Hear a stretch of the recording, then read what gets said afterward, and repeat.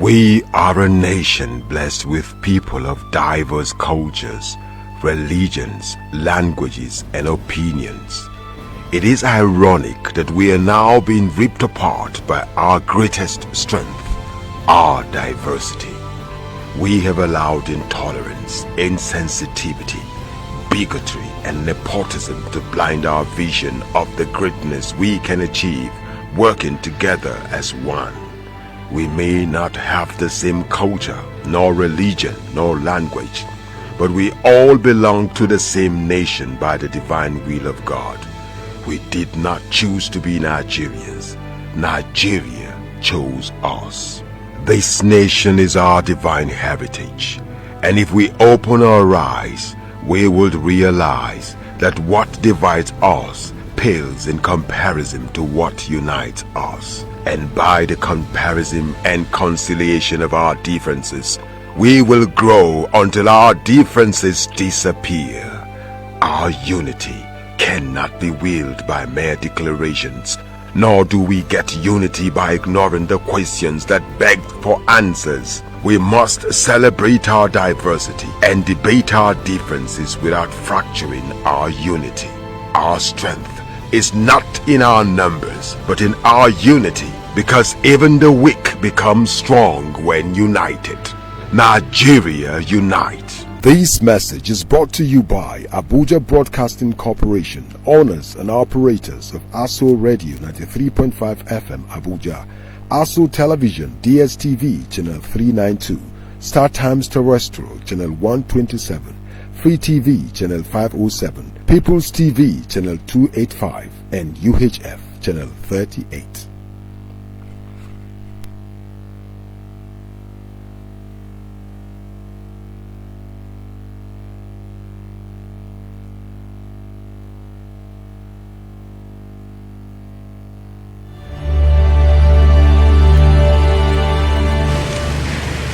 Mr. President, last Saturday, the country which I have the honor to represent, the Federation of Nigeria, became independent and assumed the rights and the responsibilities of a sovereign state. Today, Nigeria has been admitted into the United Nations organization and assumes still more responsibilities. I wish to make our position plain beyond any matter of doubt as regards the African continent. We in Nigeria appreciate the advantages which the size of our country and of its population give us, but we have absolutely no aggressive intentions. We shall never impose ourselves upon any other country and shall treat every African territory, big or small, as our equal, because we honestly feel that it is only on that basis of equality that peace can be maintained in our continent. We in Nigeria are a populous country. There are about 40 million of us, and our territory is relatively large. We are willing to learn before we rush into the field of international politics. But we are totally unwilling to be diverted from the ideals which we think true. That is the reason, Mr. President, why we in Nigeria shall not be found to align ourselves as a matter of routine with any particular bloc. Indeed, I hate the very idea of blocs existing at all in the United Nations. It seems to me to be a contradiction in terms. When we hear the world crying out for peace, we may receive the inspiration to deal with these intractable problems and be able really to devote all our resources to the advancement of mankind by applying those eternal truths which will inevitably persist long after we ourselves are utterly forgotten. Thank you, Mr. President.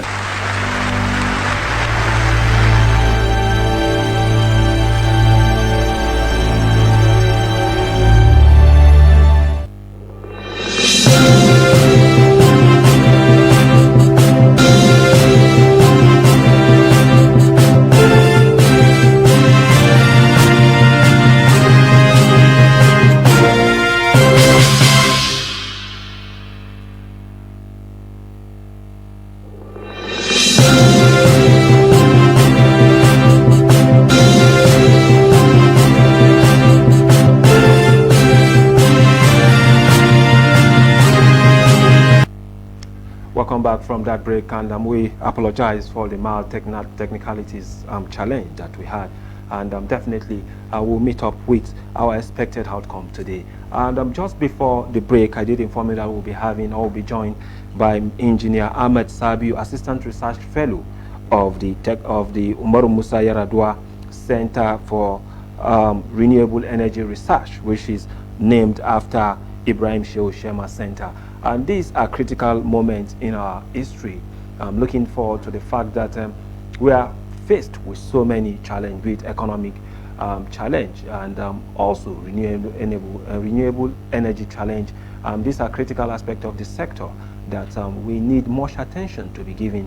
But then, do we actually have the capacity to deliver in terms of infrastructural development, most especially with the use of technology, renewable technology, to advance what we intend to achieve at the end of the day? And that's the more reason why we'll be focusing still on this particular topic, how we can use technology to actually help our current economic predicament. And we'll be joined live with Engineer Ahmed Sabiu, an Assistant Research Fellow from the Umaru Musa Yar'Adua University Ibrahim Shehu Shema Center for Renewable Energy. But then let me quickly draw your attention. Good afternoon, Engineer Ahmed Sabiu. Can you hear me? Yes, quite and clear. I can hear you. It's nice you joined me this afternoon to have a conversation on this. And we've seen so much of your work before now. And that's the more reason why we are calling on you this afternoon to tell us more about the importance of some of this technology that you've been able to design at your place of work. And how can this help? Most especially where you are calling from have been faced with so many issues. And one of the major issues is the issue of farmers and herders clash. Another aspect of it is the banditry issue. So many situations around that particular axis where you are calling from. So what's your take presently on the use of technology to advance some of these challenges?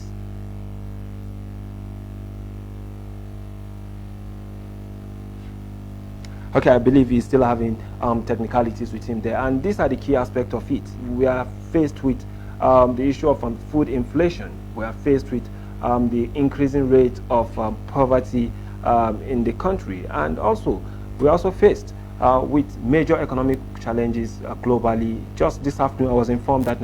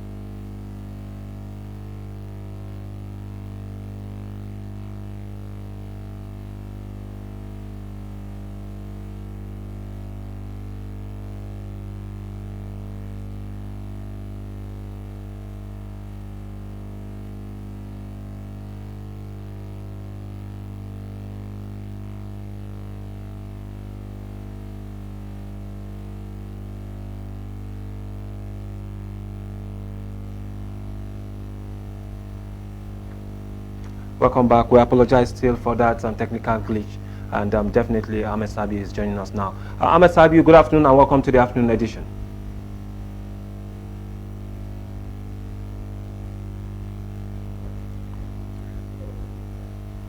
Can you hear me?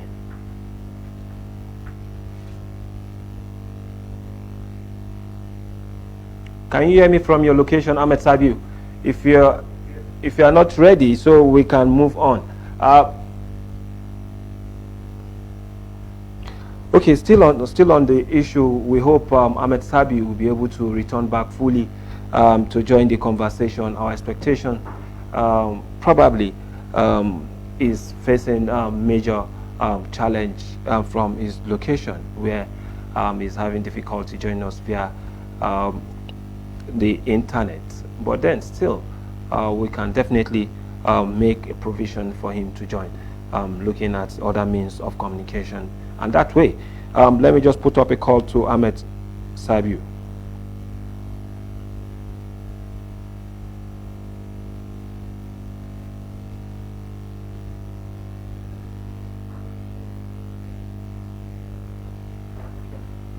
Hello, can you hear me, Ahmed Sabiu? Yes. Okay, it's unfortunate that we couldn't get you clearly on Skype, and I just want us to move straight. Or can you assure us that your network now is better? Actually, your voice is broken. Okay, is your network okay now for you to join us via Skype? Yes, I think so. The network is okay. Okay, let me quickly allow you to fix that up and just join us via Skype so that we can continue from that, since the network seems to be a bit dangling. So it will join us via Skype now, and we will continue with the conversation. We apologize once more for the inconvenience caused, and definitely we always want to give out the best. But in this particular aspect where we're having issues that has to do with technology, he is one of them that is actually pioneering and major issues that has to help in reducing the issue of food insecurity in the country.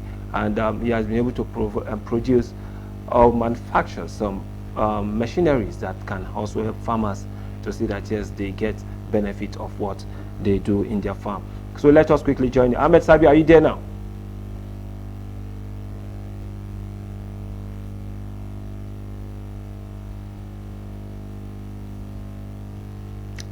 We'll be going on a very short break, and to re-establish that connection, and we'll join you soon.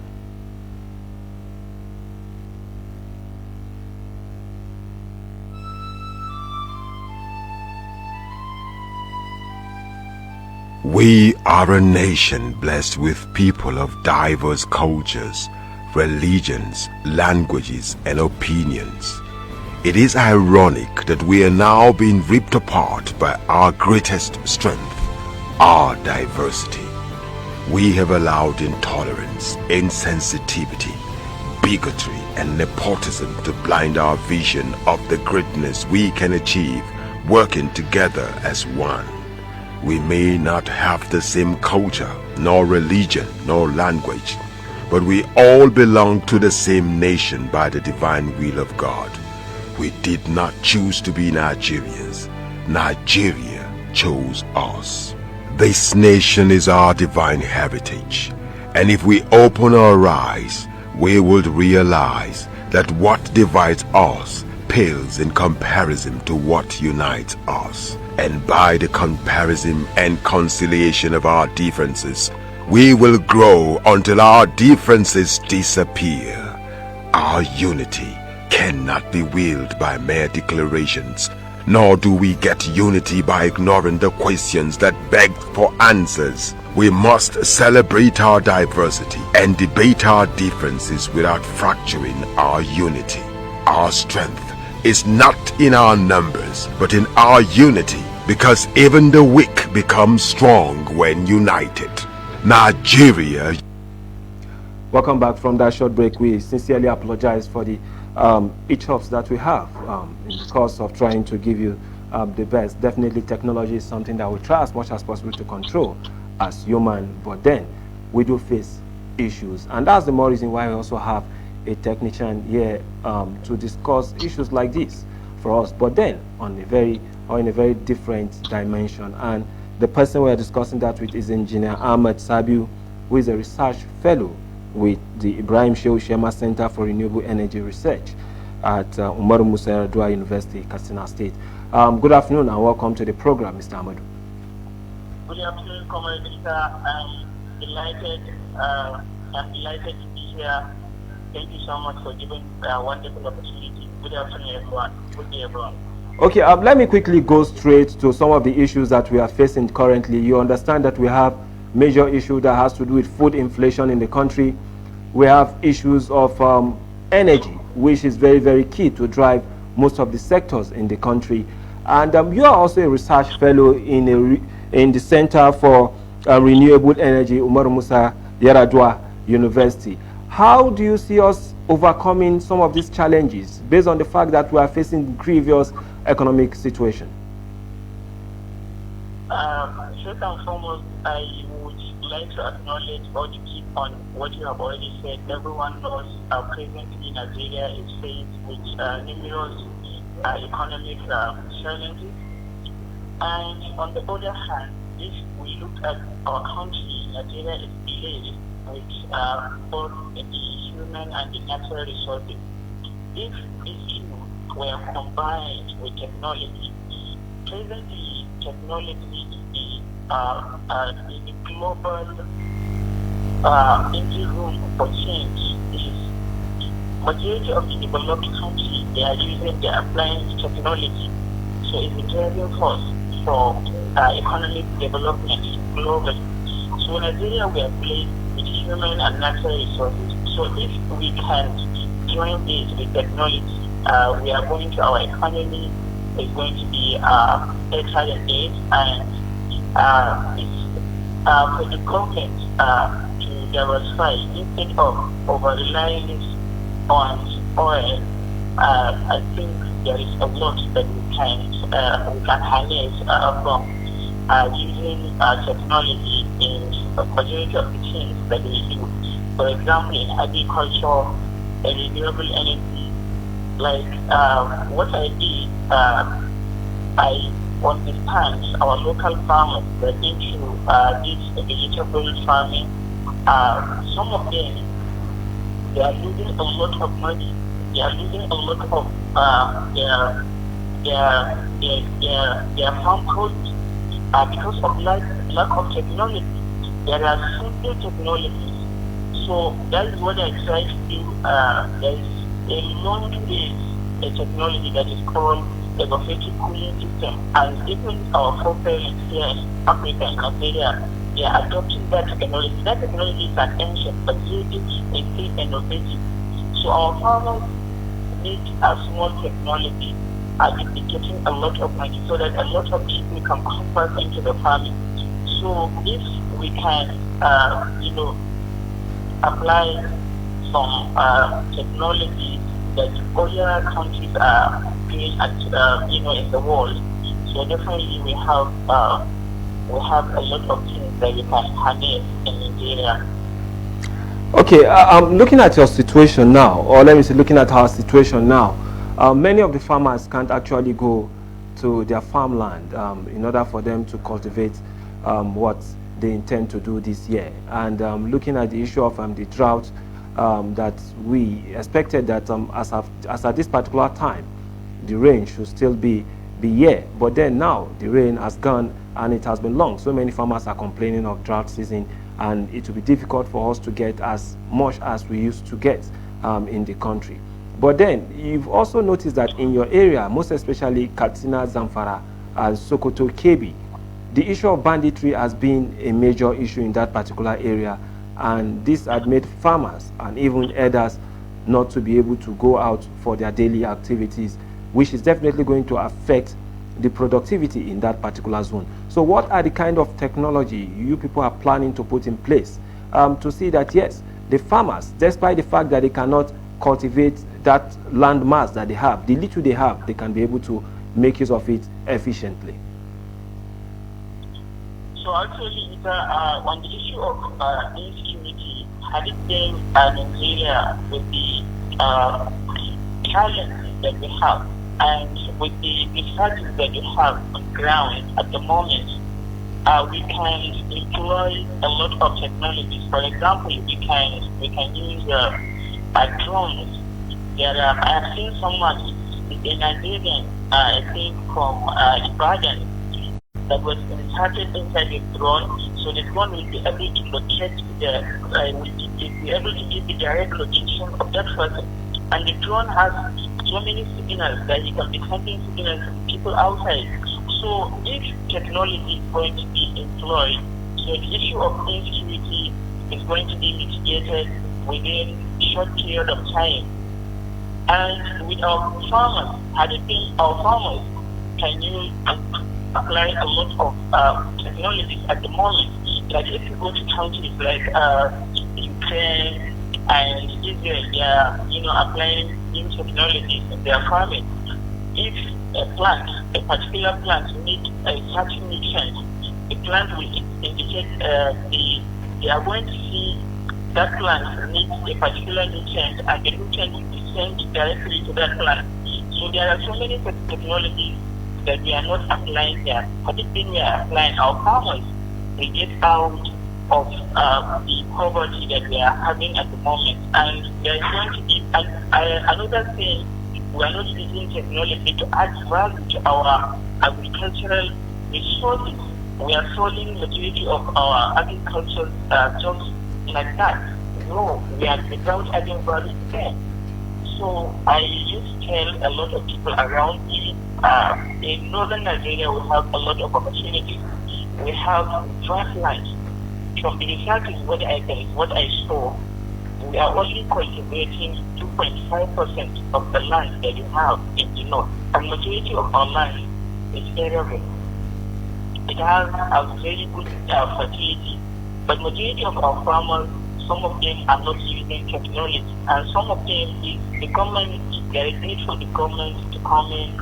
Then we need public-private partnership, so that the government will come and educate these people and will assist them. There are so many applications. If the government can help them with the applications, if the government can come and establish, more research centers, or equip the research centers that we have, so that these farmers will bring the samples of their soil for analysis, so that from there the farmers will determine the kind of crop that is going to do very well on their land. So I think it's going to help a lot. Okay, you mentioned the importance of government in trying to address some of these issues. But looking at what is happening, do you think the governors have actually done much to be able to evade this challenge that we are facing today?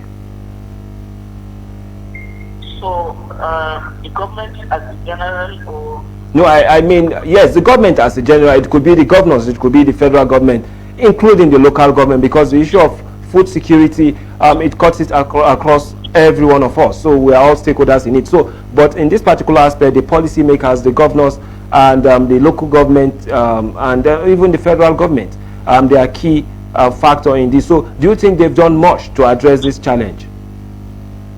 So actually, as far as I can see, so there are some things that the government has done, but the implementation, there is no proper implementation, or there is no anyone that is enforcing the implementation. Because there are some states that the past administration and this administration that has took in terms of technological advancement that engineered a lot.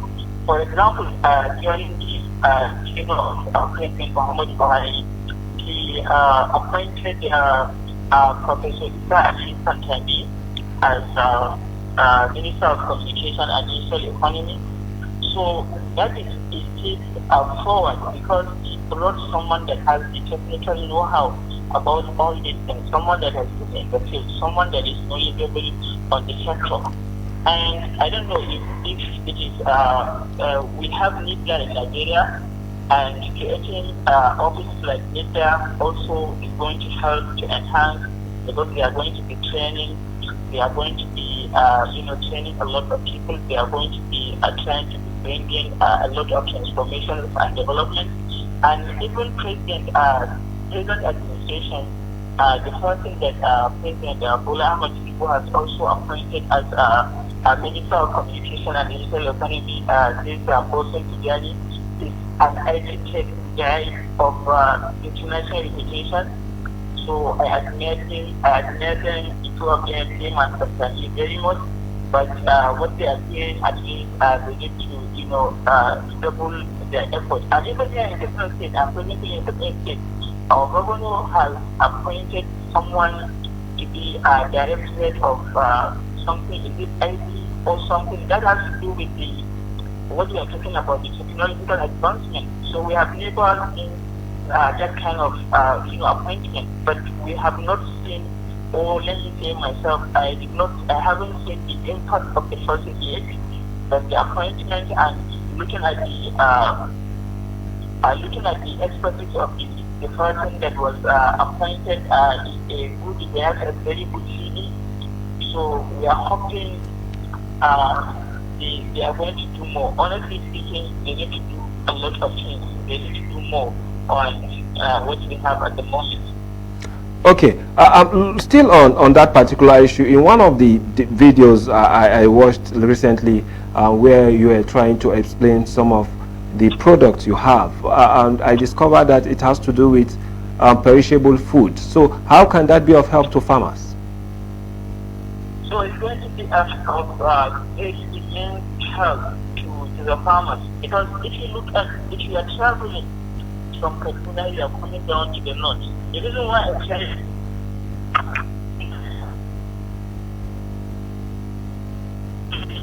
from Kaduna to Kaduna or from Kaduna to Cairo, I used to see there are a lot of people that are into tomatoes farming.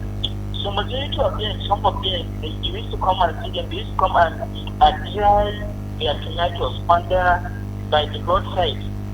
So when they dry the tomato by the roadside, a lot of dust, a lot of jams, a lot of things. And some of them, the only reason that they are drying their tomatoes under the sun or by the roadside is because they don't have temporary means of storing their tomatoes after harvesting. Sometimes maybe after they harvested their tomatoes, so they need a means of transporting the tomatoes. But some